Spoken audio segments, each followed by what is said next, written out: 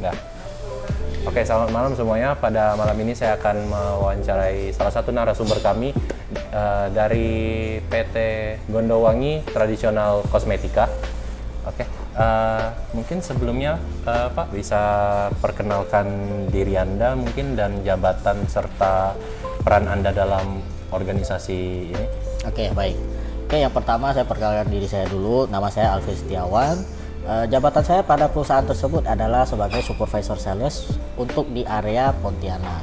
Peran kunci yang saya emban pada saat ini adalah untuk menjaga memastikan terjalannya planning yang telah kita buat untuk setiap bulannya dan juga setiap tahunnya agar berjalan dengan baik pada area. Nah, planning yang biasanya kita rencanakan itu adalah bagaimana alur daripada sales yang bekerja itu sesuai dengan yang sudah kita rencanakan supaya dapat mencapai target yang telah ditentukan oleh manajemen.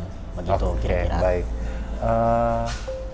Jika diminta secara singkat, bagaimana Anda mendeskripsikan bisnis ini dan apa uniknya perusahaan ini pada pasar yang ia masuki saat ini?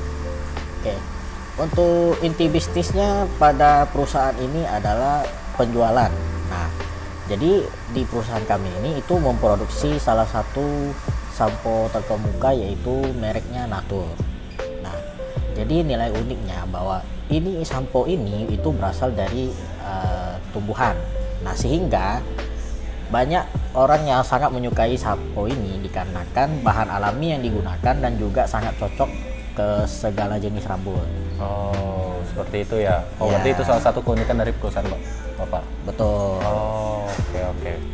Dan juga kalau misalkan kita bicara tentang kultur perusahaannya, di sini kita sangat menjunjung tinggi yang namanya diskusi antar divisi dan juga diskusi di dalam divisi sendiri. Jadinya setiap langkah yang kita tentukan pun melalui diskusi yang mendalam dan juga pengumpulan ide dan segala macam. Oh, oke, baik. Oke, berarti dari penjelasan tersebut saya sudah mendapatkan gambaran singkat mengenai perusahaan ini. Ya, betul. Dan jika boleh tahu, boleh ceritakan sedikit sejarah mengenai PT Gondowangi ini? Oke. Pertama, perusahaan ini berdiri pada tahun 2000. Nah, jadi sebelumnya sampo ini itu sudah diproduksi pada tahun 1997 dengan nama Natur. Nah, nama Natur ini itu berasal dari bahasa Prancis yang diartikan sebagai alami. Nah, perusahaan ini kita ingin membawa produk yang menggunakan bahan alami sehingga produk ini dapat digunakan oleh halayak umum. Nah, pada tahun 2000 berdirilah PT Gondowangi Tradisional Kosmetika untuk memperkuat brand image-nya juga dan juga sebagai pusat untuk jaringan distribusi produk tersebut dari Jakarta ke seluruh Indonesia, bahkan juga sampai ke luar negeri kita juga sudah ada gitu. Oke, baik.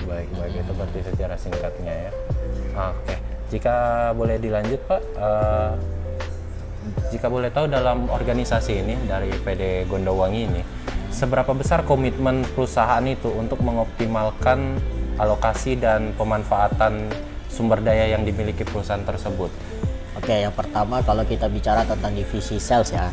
Nah, di divisi sales itu biasanya kita 6 bulan sekali itu ada yang namanya training sales.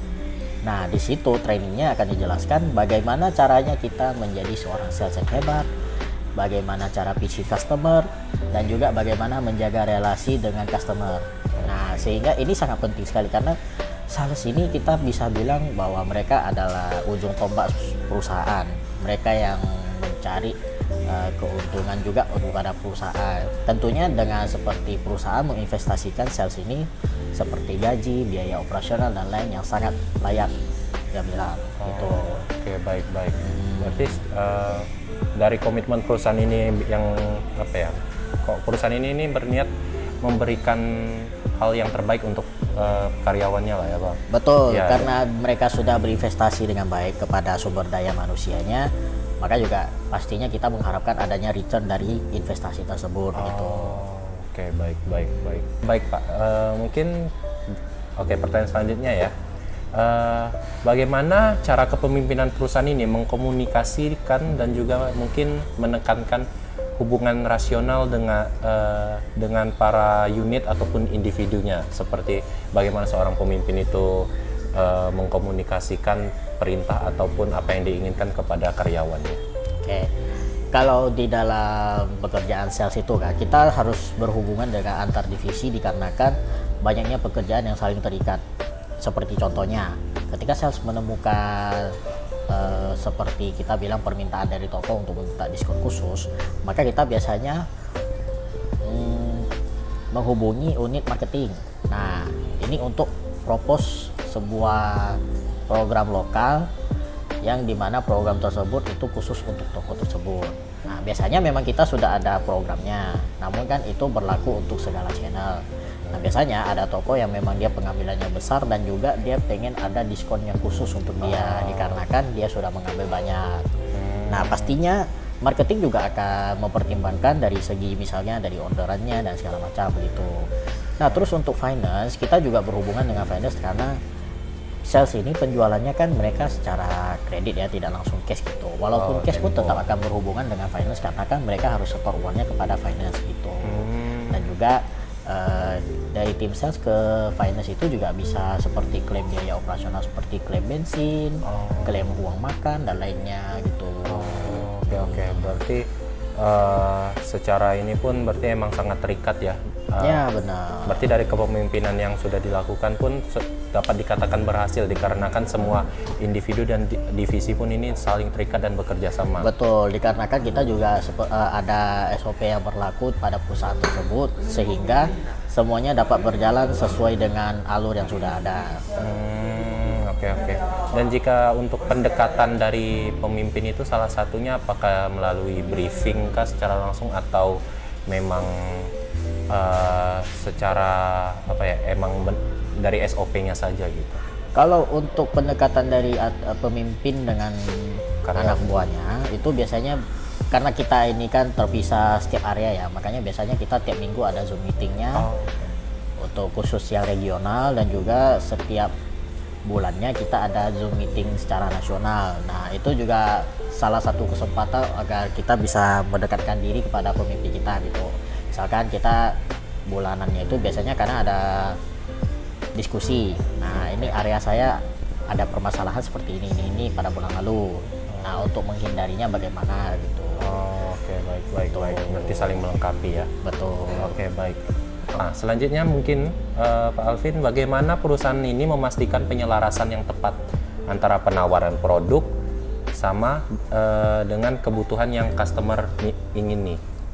Nah, kalau untuk di bidang kosmetik ini dan juga perawatan tubuh itu memang kita bilang customernya itu sedikit lebih berbeda daripada yang makanan. Kita ambil contoh misalkan makanan Indomie itu walaupun ada pesaing yang lain itu masih sulit dikalahkan karena memang itu makanan adalah kebutuhan pokok. Nah, sedangkan kalau kita bicara tentang kosmetik itu memang sekarang di era ini itu sedikit menggeser barang utama yang sudah kita pelajari gitu ya.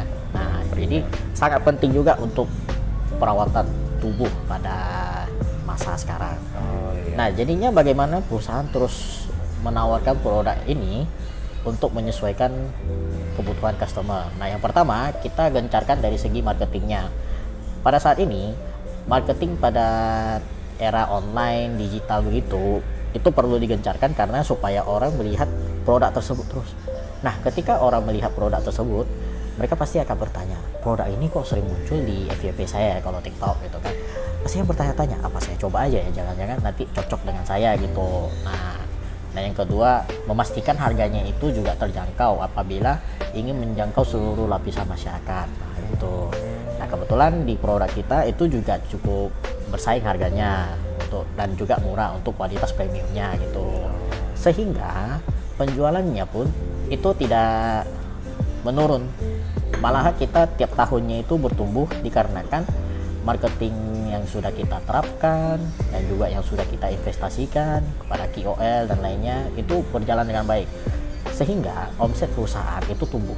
Oke, baik, baik, baik. Berarti suatu strategi yang lumayan bagus ya Pak. Itu bukan lumayan lagi, tapi bahkan bagus untuk menyelaraskan dengan kebutuhan konsumen ya. Betul. Oh, oke, oke. Bagaimana perusahaan ini memikirkan dampak dari pembuatan produk mereka seperti ke alam gitu, dan juga mungkin dengan regulasi-regulasi yang ada ya untuk melindungi substansibilitas lingkungan juga. Apakah perusahaan ini termasuk dalam yang peka terhadap hal tersebut? Oke, untuk di perusahaan kita itu memang lumayan peka terhadap lingkungan ya. Pada saat ini kan memang kita bilang lingkungan itu mulai rusak dikarenakan ada perubahan cuaca, perubahan iklim, ataupun kita bilang global warming gitu ya. Nah, perusahaan kita itu tetap menjaga lingkungan sekitarnya itu tetap aman berdasarkan undang-undang dan regulasi yang berlaku di Indonesia gitu ya.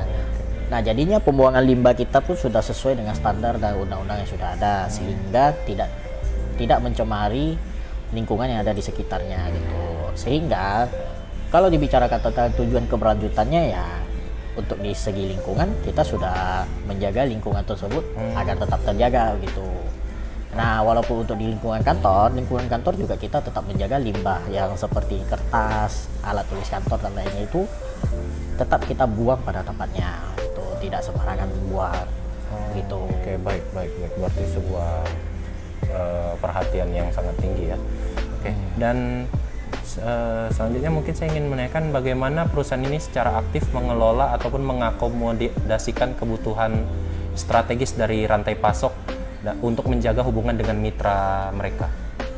Nah, kebetulan perusahaan kita itu kan menggunakan sistem mitra. Nah, jadi pabrik yang ada di Jakarta itu mengirimkan produknya kepada kami mitra distributor di area masing-masing. Nah, kenapa digunakan seperti sistem itu? Dikarenakan yang pertama itu dapat menghemat biaya yang dikeluarkan untuk mendistribusikan produk ke seluruh Indonesia. Dikarenakan kita hanya perlu menandatangani kerjasama yang berisi dengan harga yang cocok untuk para mitra, sehingga mitra yang akan mendistribusikan produknya.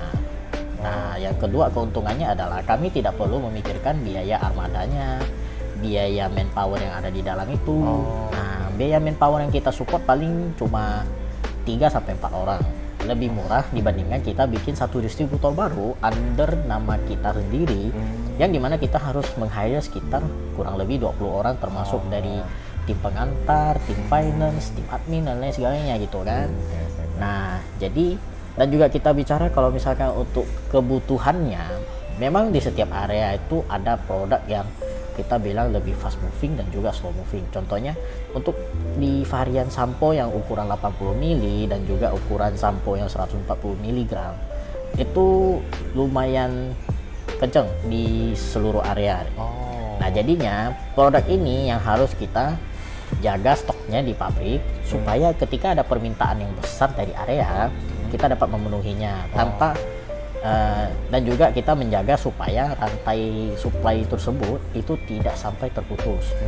Kenapa? Karena ini sangat penting sekali. Jika rantai produk tersebut sudah putus, customer akan mencari brand lain. Begitu. Iya. Nah, makanya dari segi itu kita jaga. Oke, baik. Sebuah strategi yang sangat matang ya untuk di.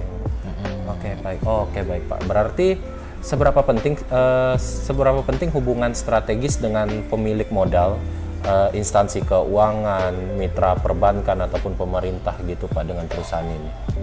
Ya, tentunya kita memberikan yang terbaik di area. Nah, untuk yang pertanyaan ini memang saya tidak bisa menjawab dengan secara detail dikarenakan saya bukan orang yang pada posisi tersebut. Namun secara umumnya ketika perusahaan ingin menjaga dan mendukung stabilitas dan pertumbuhannya, itu yang pastikan adalah performa yang ditunjukkan oleh perusahaan, apalagi kami yang orang area, itu harus dieksekusi dengan baik yang sudah di planning, supaya apa yang kita eksekusikan ini pastinya kan akan menjadi di laporan keuangan ataupun laporan neraca dan lainnya. Nah, laporan ini yang akan kita sajikan, presentasikan kepada pemilik saham, pemegang modal dan lainnya gitu. Oke, baik. Oh, oke, berarti itu cara perusahaan menjaga hubungannya ya. Ya, betul. Oke, baik Pak. Berarti jika dalam skala kompetitif, bagaimana Anda menilai tingkat diferensiasi dan kebaruan dari produk dan layanan perusahaan ini dibandingkan dengan rival-rival yang ada di pasar? Oke, mengacu pada pertanyaan yang Anda tanyakan ini, ketika kita setiap tahunnya kan itu pasti ada perubahan. Nah, pada awalnya memang perusahaan kami itu mengincar kita bilang target marketnya yaitu ke orang-orang dewasa yang sudah di atas umur 30-40 gitu. Sehingga memang produk kami walaupun di era sekarangnya itu lebih banyak dikenal oleh orang tua.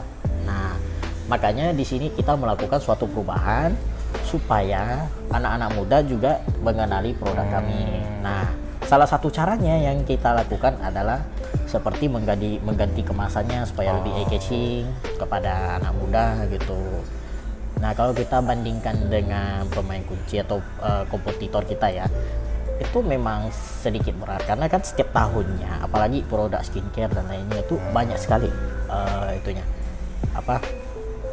kompetitornya. Oke, baik. Misalnya kita bandingkan dengan Skin TV, Glad to iya, Glow, Skin TV. mereka walaupun brand baru itu bisa dibilang perkembangannya sangat pesat. Nah, kita juga memiliki strategi yang mirip dengan seperti itu agar produk kami juga cepat berkembang begitu. Walaupun memang kita sekarang sudah berkembang gitu sih. Oke, baik. Oke, berarti itu suatu dari sisi kompetitifnya ya. Berarti jika dinilai 1 dari 10 bakal kasih berapa? Dari sisi kompetitif pembaruan inovasi. Pembaruan inovasi kita nilai dari 7. 7 ya? 7 per 10. Suatu angka yang bagus ya. Oke. Berarti mungkin selanjutnya di mana seberapa intensif perusahaan memanfaatkan teknologi digital yang ada untuk menciptakan produk baru ataupun mengidentifikasi atau memasuki segmen pasar baru gitu.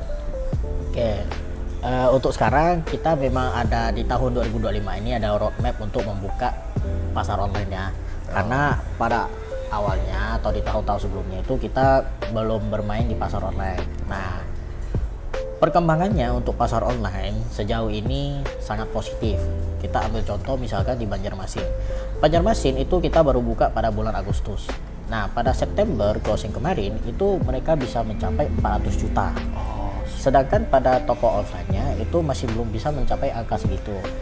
Nah, apa yang kita lakukan untuk menjamah kita bilang pada era digital ini di pasar online-nya, yaitu dengan cara ketika ada orderan yang masuk pada akun pusat, invoice-nya akan kita kirimkan ke cabang sehingga pengirimannya itu bisa lebih cepat gitu.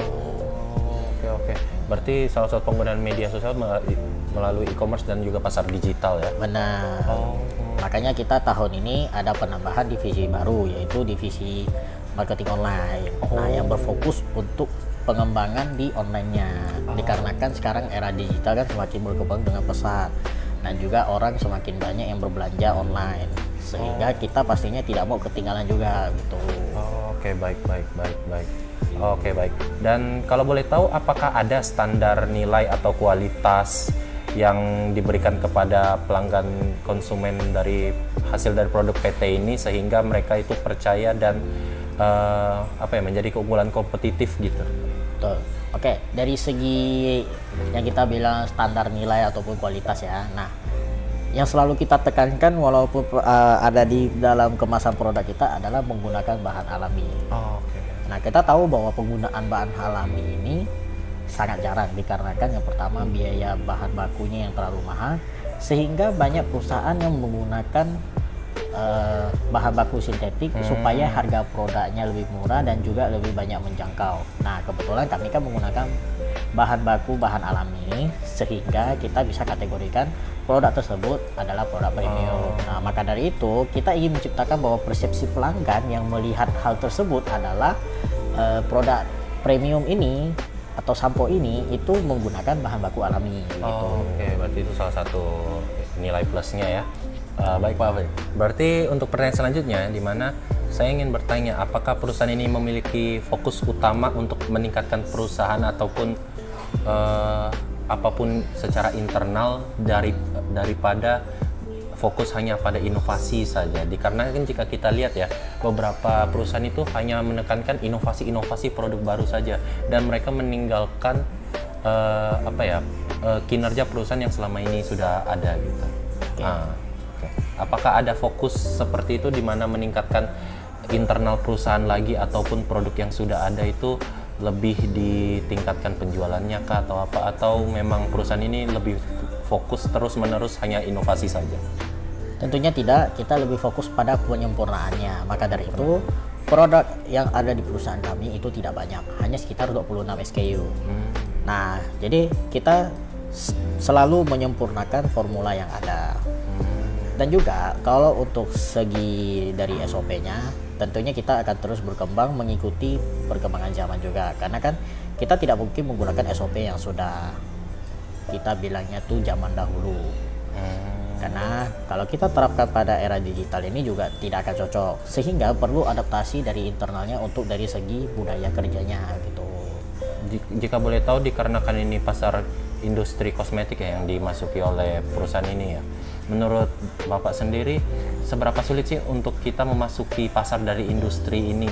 Jika kita bayangkan PT Gondowongi ini kan memang sudah besar, tapi ketika ingin memasuki pasar kosmetik ini, apakah itu merupakan suatu hal yang susah ataupun gampang dikarenakan belum banyak pesaing gitu? Nah, tentunya ini sangat sulit ya, apalagi kita bilang kalau pemain produk kosmetik itu sangat banyak sekali. Ada perusahaan yang dari kepala hingga kaki itu ada produknya. Nah, kalau kita itu berfokus pada perawatan rambut saja. Sehingga kalau kita bilang apakah nanti kompetitor baru masuk itu sangat mudah, saya rasa sulit, dikarenakan banyak brand-brand baru yang membawa produknya dengan harga yang murah dan juga marketing yang sangat berani kita bilang, karena mereka mengeluarkan biaya yang tidak sedikit untuk misalkan menggunakan KOL yang viewsnya banyak, followersnya banyak. Harganya kan itu tidak murah ya untuk rekannya begitu. Jadi dari harga juga menjadi sangat tinggi dan apa ya kita bilangnya tuh seperti ini hambatan terbesar dulu dari segi harga dulu. Kalau harga kita dari awal masuk itu sudah mahal, pastinya kan kita hanya berfokus pada segmentasi premium. Nah, segmentasi premium itu adalah pasar yang sangat sulit. Kenapa? Karena kita harus meyakinkan konsumennya dulu. Ketika saya membayar dengan harga yang mahal, apa yang bisa saya dapatkan? Jika saya membayar dengan murah, nah tentunya orang kan tidak terlalu banyak berpikir ya gitu. Makanya kalau harganya murah, itu pasti gampang diterima oleh siapapun gitu. Baik. Oke, berarti suatu hal yang berarti apa ya, sangat susah ya masuk ke dalam industri ini ya. Betul. Dan jika boleh tahu, apakah ada faktor-faktor, mungkin 3 faktor internal dan eksternal yang paling kritikal yang saat ini menentukan keberhasilan ataupun kegagalan kinerja perusahaan ini? Oke, kita mulai dari faktor internal dulu ya. Nah, kita tahu bahwa pada generasi kita, generasi Z ini menyukai lingkungan kerja yang sangat fun, yang sangat suportif gitu ya. Karena kan kita bicara tentang kesadaran mental health itu sudah lumayan tinggi dibandingkan pada era-era sebelumnya. Sehingga kita juga harus maintain hal tersebut supaya karyawan yang bekerja pada perusahaan kita itu memiliki semangat untuk bekerja yang tinggi, sehingga perusahaan dapat berkembang dengan mudah. Nah, apabila orangnya berganti-ganti terus setiap bulan, setiap tahun, itu sangat menghambat pekerjaan. Dikarenakan kita harus mulai training orang baru lagi. Nah, tentunya kita juga harus mencocokkan visi dan misinya. Tidak mungkin orang dari luar dia datang ke sini membawa visi misi yang sama gitu. Maka dari itu kita harus training dulu, menyelaraskan visi misinya supaya kita dapat menumbuhkan perusahaan ini bersama-sama gitu. Untuk faktor eksternalnya, tentunya yang paling besar itu adalah pada segmentasi premium, apalagi kami awalnya itu bermain pada segmen market yang pelanggan umur 30-40 ke atas. itu juga mereka perlahan-lahannya pastinya akan meninggalkan produk kami, dikarenakan ada yang terkadang tiba-tiba tidak cocok dikarenakan sebelumnya mereka mencampur dengan produk lain dan sebagainya begitu. Dan yang kedua, harga juga. Nah, dikarenakan menjamurnya produk baru yang harganya lebih murah dari kami, namun mereka marketingnya sangat berani sampai bilang bahwa produk mereka itu lebih premium dari ini juga menjadi hambatan buat kami untuk menjaga stabilitas distribusinya. Begitu. Baik, berarti itu salah satu faktor internal dan eksternalnya ya.